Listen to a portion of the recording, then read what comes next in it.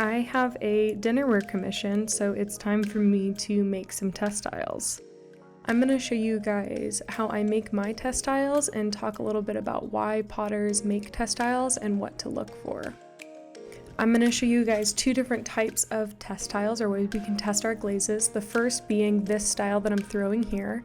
Essentially, we're going to throw a big hollow ring. So we're going to get all the clay off of the foot and just raise some walls. Depending on how big you throw this and how wide you want your test tiles to be, you should be able to get about 15 to 20 test tiles. This is a really great option if you are looking to test a lot of different glazes, get experimental with it, and be able to have a whole bunch of clay to play around with. I also like to add some texture into mine, so I'm taking like a wooden knife and a pin tool just so when I test my glazes, I'm able to see if they are opaque, more transparent, that kind of thing. At this point, you'll realize, man, I really should have thrown this on a bat. And so when it's sticking, just manhandle it. It doesn't matter. These are test tiles. They don't need to look pretty. Once your ring is firm, you can take a paring knife and just cut those suckers off. As you can see, they're gonna stand up straight, so you can just dip them in glaze, leave the bottom unglazed, and you'll be able to see how the glaze will flow, which is really important for test tiles. I think it's much better to make a test tile like this than it is to make one that would be flat, because you want to see how the glazes interact while they flow down your pots.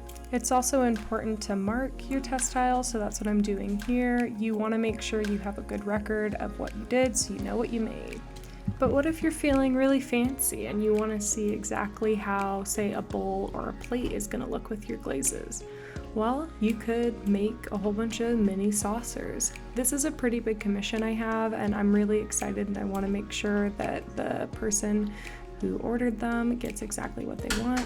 So I decided to take the extra step to make 7 little test dishes so that we can see how the glaze looks on the rim, how it flows along the entire kind of shape of a plate or a bowl. And I am super extra and fancy, so I even bothered to trim these. Now that our pieces are bisque fired, we're going to wipe off any excess dust with just a damp sponge. That way we have some nice clean pieces ready to absorb some glaze. I realized I forgot to mark numbers on the bottom of my fancy trimmed dishes, so I painted some underglaze on there and we are ready to go.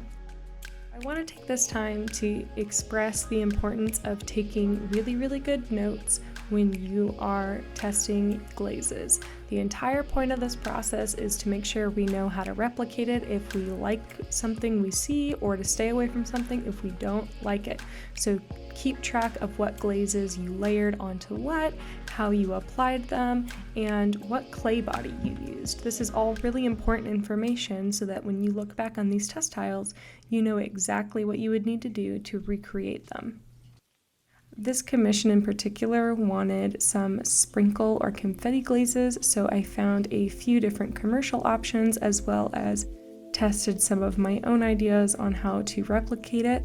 Here you can see me taking a toothbrush and Jackson Pollocking some underglaze on some test tiles, just given all the options. I like to pour my glazes. So even though I had these like mini pints, not like full gallons just for these tests, I still wanted to make sure that my glaze tests were going to be true to the way I was going to apply my glaze when I did the final work. So I also poured these on. If you have pints at home like that, you can water them down to help pour.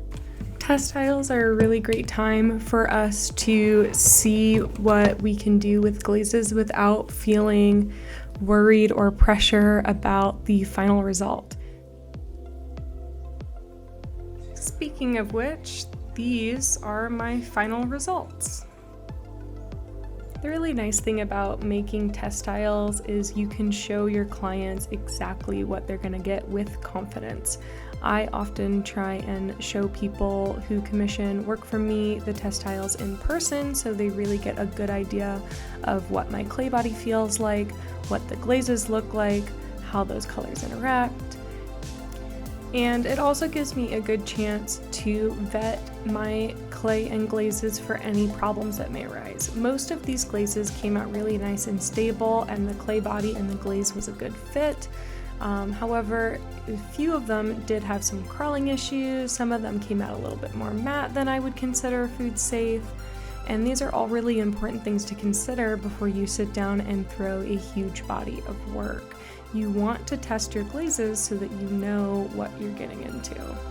Thanks for watching. I really hope you enjoyed learning a little bit about how I make test tiles, and I hope it inspired you to make some test tiles of your own. Thanks so much and have a beautiful rest of your day.